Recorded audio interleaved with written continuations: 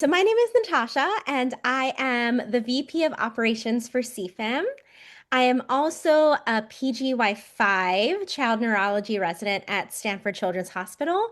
Next year, I'm going to be an epilepsy fellow at Stanford Children's Hospital.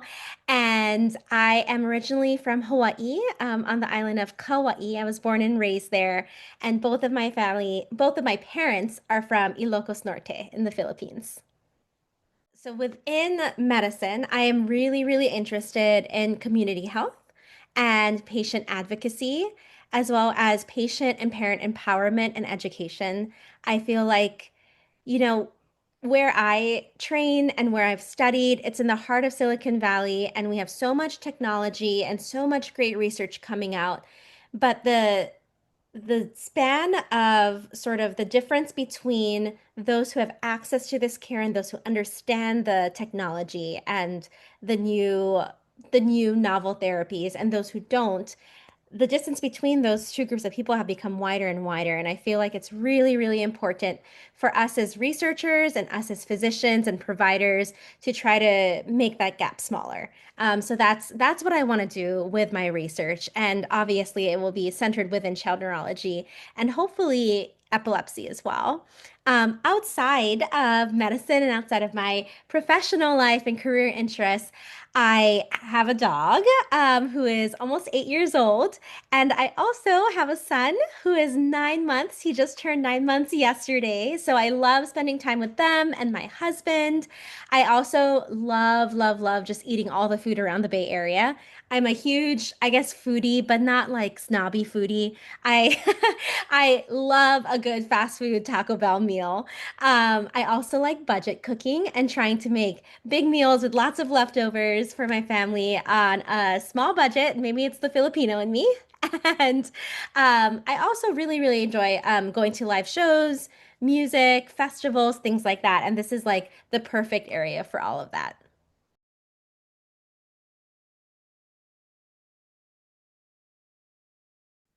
Yeah, so I actually joined CFAM from its very beginning and initiation 5, almost 6 years ago at this point.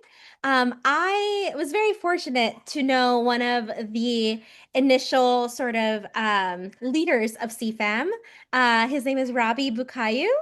And I went to Stanford University undergrad with him, and he knew that I was also in medicine, and he reached out. It was before the pandemic, and he reached out about CFAM, and then the pandemic happened, and everything moved online.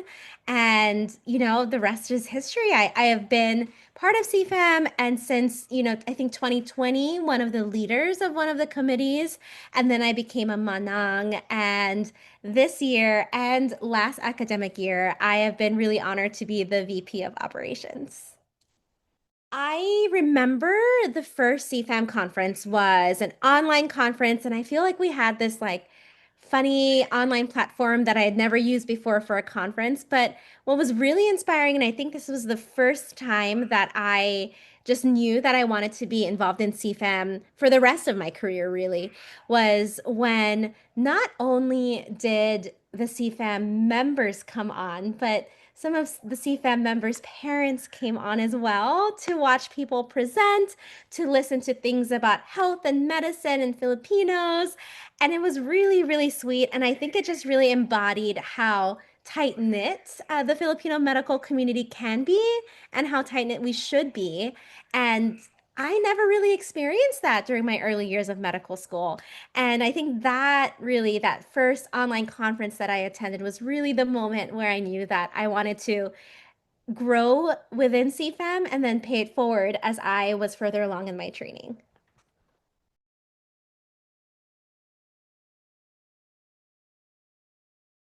It's hard to pick just one, but I feel like I resonate most with Pakikisama. And just, the feeling of togetherness. I think when I talked a little bit earlier about how even when we were online during the pandemic and we couldn't be there in person together, I just felt such a sense of harmony and unity as a group. I love the feeling when we all come together as CFAM members because I feel like the just wanting the best for a group of people that you belong to and that you feel belonging with. And then because of the best happening to that group, the best also happening to yourself is really important to me. I think I was born and raised in on a small island in a small town, and there is a very, very big sense of unity coming from that small island and coming from that small town. And then when I came to, the continental United States for undergrad and came to Stanford for that, I realized that it was a little bit different, and there was a lot of, capitalistic thoughts and ideals, which is great, which is how a lot of people, it's how science gets done, it's how people get ahead, it's how technology gets made. But I really, really yearned for that feeling of togetherness and wanting to uplift the whole group and wanting what's best for the group. And I feel like CFAM really embodies that in the core value of Pakikisama and the fact that we all are not paid to do this. Nobody is getting a paycheck for their involvement. Nobody is, getting a lot of financial compensation or trying to get ahead this way. Everyone's just trying to learn and grow with each other and then also help each other. That feels like home to me. And that's why CFAM's so important, I think, to me.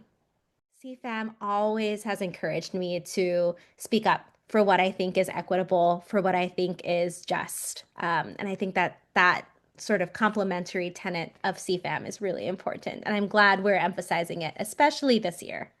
I think that it's really special that when I joined CFAM, I was a medical student, and now I'm a almost graduated resident, and soon to be fellow, and then sooner than I think I'm going to be an attending, and CFAM has been a part of my professional life throughout all of this, and I cannot say that about a lot of other sort of organizations or hobbies that I've sort of dabbled in and been a part of throughout medical school and residency. And I am really glad that we are continuing and we're growing and we're expanding and reaching out to other professional Filipino organizations, even because I really, really hope that other Filipinos, not just in America, but also internationally, can, have the benefit and have the comfort of having CFAM by their side throughout their medical journeys. I am super, super proud of the brand identity guide that's come out of Dev Committee. I'm proud of the annual appeal that normally comes out of Dev Committee because we're tied in with finance. And I'm really, really excited for our leadership series coming up, our leadership skills series. And another thing that I'm super, super proud of is how well put together our CFAM orientation was this year because it really started this academic year off with a bang and gave us like a North Star to follow and helped all of the CFAM leaders center ourselves on why we're really here and why we're spending our free time doing CFAM things.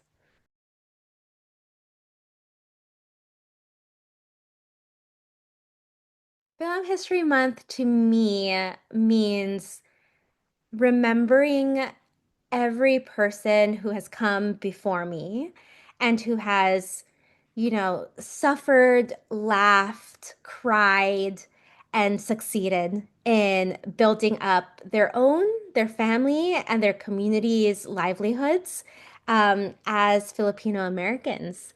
I really, really have obviously benefited from my family members, my grandpa, my mom, my dad, everybody who, took the risk and left what sounded like really peaceful, beautiful lives in the Philippines, and came here and struggled a little bit to assimilate, to feel like they needed to assimilate, to learn a new language fluently, because my mom came here before she even started grade school in the Philippines, um, or to struggle with their identities between being Filipino and being American.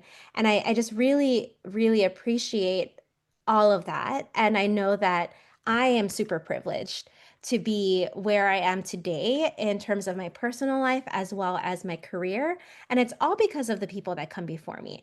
And I think it's not only about honoring them, but it's also about making a renewed commitment to paying it forward and uplifting the generations there are to come.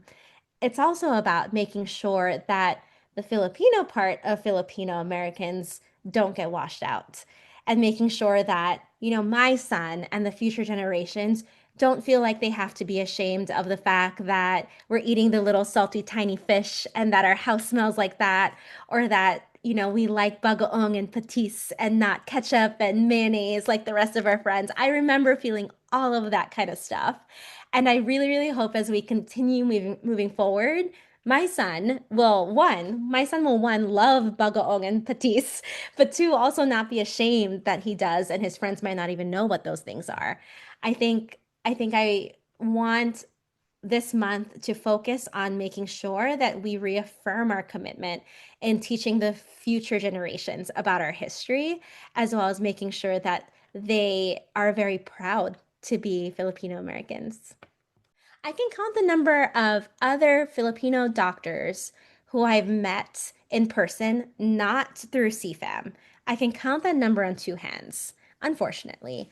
But every time I've met one of them, the fact that I'm part of CFAM and the fact that, this organization exists has always been really inspirational to these older attendings and has always made them really proud. They've always reflected on how when they were coming up through the medical field during training, all they knew were Filipino nurses who obviously, like they do now, protect us and teach us and care for us, but how they knew very, very few other Filipino American physicians and providers. And I'm so, so glad that CFAM exists. And especially this month, I really hope that we continue to strengthen the pipeline as well as make others inspired and proud that we're out here doing our things and, making sure the future generations are even better off and prouder and more influential and richer in friends, family, and life than we are right now.